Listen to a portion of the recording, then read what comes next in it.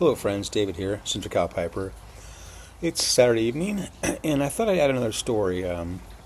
Rick asked us to share, Double O Pipes asked us to share some tales of adventures from our childhood or younger days. So I was thinking about it, and there's another story that I thought was kind of interesting that I thought I would share. So now this one happened to me when I was probably a junior in high school. So we're probably talking 1979, and I had just gotten into bodybuilding as a way to lose weight because I was about 50 pounds overweight and at that point a junior in high school, and my confidence was very low.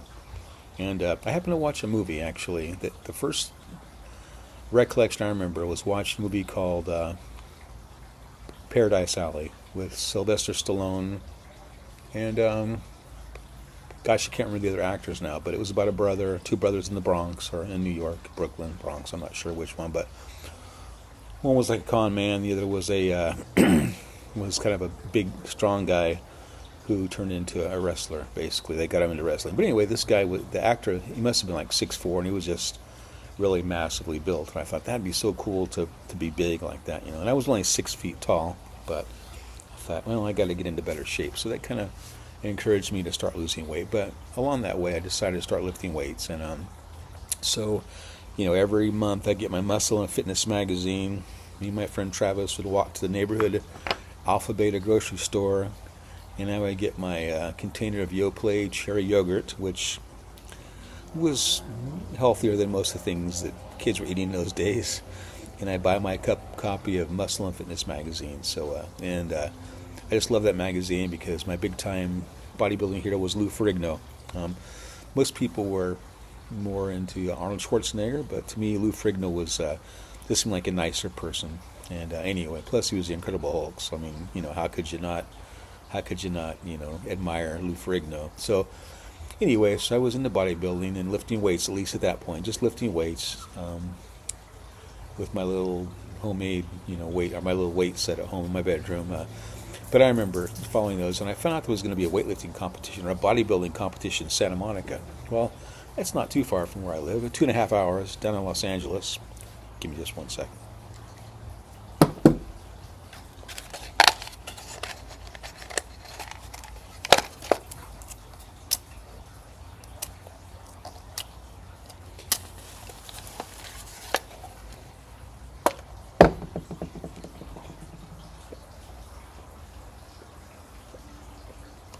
My daughter bought me this for my birthday. It's an old velvet box. I put a striker on the bottom of it, and I got it full of matches, and it's really handy, and I like it a lot.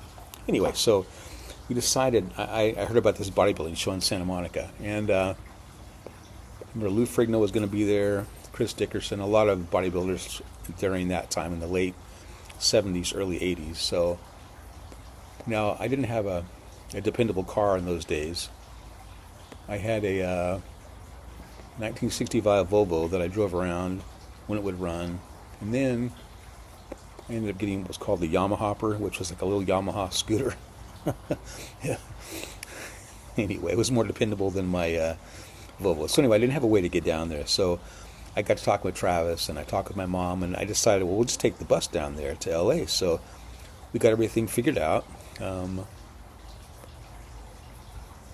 Must have left on a Friday afternoon after school, and I remember going down to the bus station, taking this long bus drive to LA, which we'd never I'd never been there on my own, so it was very confusing. We had to make a couple of connections to get to the Santa Monica Civic Auditorium. So I remember going there, and it was so cool because it was all about bodybuilding, and that was really something that was fascinating to me at the time. All the big bodybuilders. I was kind of starstruck by all these guys with these big muscles, and really wanted to be like them when I got older and lost weight. So anyway, we had this neat bodybuilding show, and I was just mesmerized. It was just a cool place to be. So we sat through it. When it got over, it was probably 9 o'clock in the evening, and our plan was to catch a bus back down to the Greyhound bus station, and we were going to come home. So what we did, though, is we ended up getting on the wrong bus, and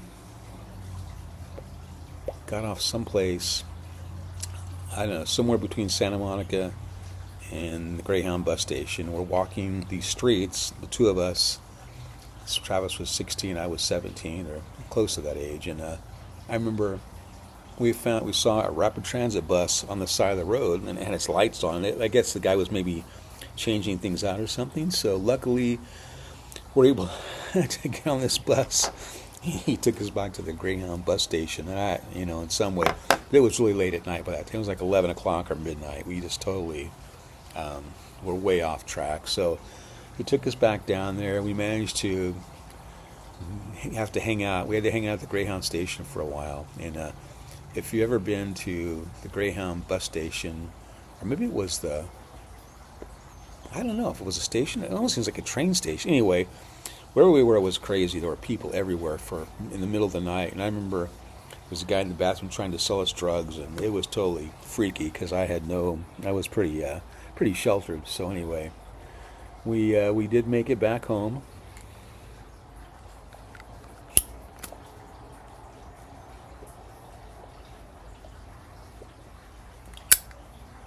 I remember sleeping on the bus coming home, and I don't know what time it was we got home. It was like 4 or 5 in the morning or something like that. And I must have called my mom to come and get us or something. I don't remember walking home, although we'd done that before. I don't know. Anyway, we ended up back home safely, but that was quite an adventure. Two teenage guys who basically, I was 17, but mentally I was pretty sheltered, so I hadn't been around a lot, so I was pretty sheltered. But anyway, we made it back home, but that was a fun little adventure. And anyway, just that I would tell you guys that. One of my many adventures with my friend Travis when we were kids. And hope you enjoyed that. I'll talk to you guys soon. God bless you.